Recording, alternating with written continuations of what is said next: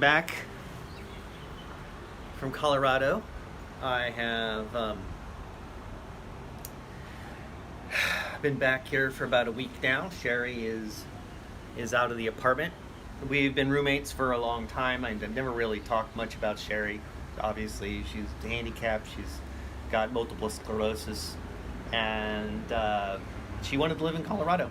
That's a dream of hers. She always wanted to do that. So she's there now, and it was hell.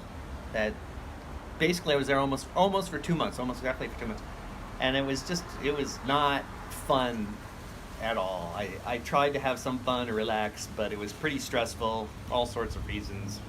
But mostly it was just trying to find her a place to live. She's handicapped, so we're looking for some place that's going to work for her, and it's not, as somebody who's able-bodied, it's pretty simple to look for a place. You don't look at a place and say, oh no, it's got a single step, one step. I can't have this place. How is she going to scoot into a place that's got a single step? Oh, you have a ramp. Don't start making excuses. A ramp in an apartment complex. What do you want to do about that? A ramp for a set step for one tenant who's got a scooter. A single step. Actually, not even a step. Something that's that big. It's too big for the scooter to go over. Talk to the people who are renting the apartments, and they're like, oh no, there's no steps coming in. But then you go there and it's like, there's a step this big. I'm sorry, it's out. Can't use it. And the same goes for the bathroom. They'll even say sometimes that the bathroom is ADA, and it maybe technically it's got handrails. Yeah, oh, and there's hotels too. That's a problem too. Anyway, just going from hotel to hotel, there were hotels we walked into. Sherry tried to use the bathroom and it just wouldn't work because maybe they were ADA, but it was horrible. The way they set the bathrooms up. It's like handrails that are so close to an adjoining wall that your knuckles scratch when you try to sit down while you're holding the handrail. Yeah, you can grab the handrail while you're standing, but as soon as you start to sit, your hand turns just because you're going to sit down on the toilet, and your knuckles just rack right against the wall. And I thought Sherry was in one of these bathrooms. I always thought Sherry was being, she was exaggerating. But oh my God, I put my knuckles on there. I started, and I'm like, no, it's hand wrenching. I mean, the way you have to grab it would be upside down. Anyway, there's 88 places like that, and it's looking for apartments. Most of the apartments aren't ADA, and if they say they are, maybe they are. Like, one of the things that doesn't work for Sherry is if it's got a bathroom where the tub is at the end. And the reason is she drives this scooter in. And so the front wheel of the scooter will go and touch the tub, kind of go into a T at the tub. She has to get off the scooter and get into the tub. There's just no way that's going to work. So she needs to be in a restroom or have a bathroom that the tub or shower is to the side, which, looking for a place where the tub or shower is to the side, and that just being a requirement. It can't be in front of the scooter. It's got to be to the side of where the scooter's going to drive in. And the door to the bathroom has got to be wide enough for her to get the scooter in.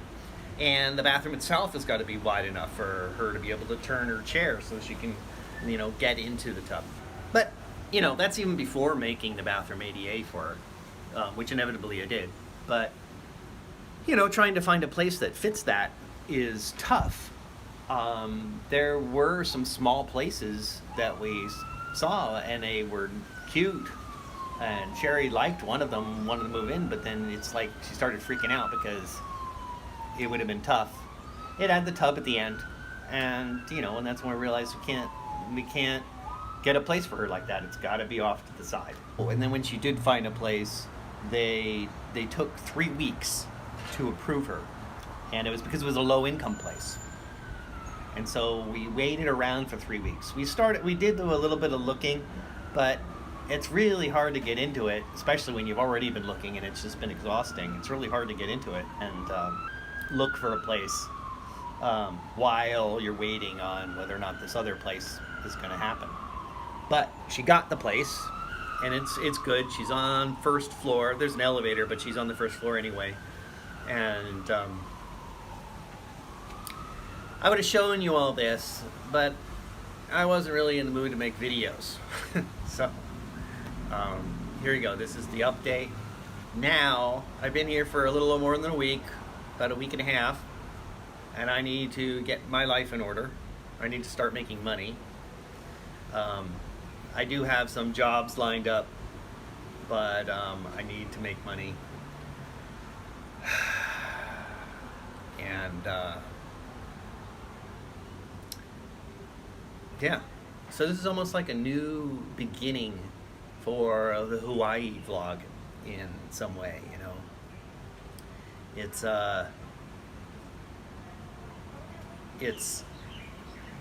It's how does Mark survive Hawaii financially, because this is tough. This apartment here is expensive, and I need to make money to afford this. I have bills, and I've racked up a lot of bills over the years as well.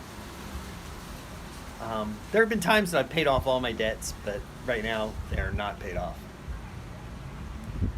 So I need to make a bunch of money, and that's kind of the next chapter. How do I go from making barely enough to live to enough to pay off my debt in Hawaii? I know, that's big good luck with that, right?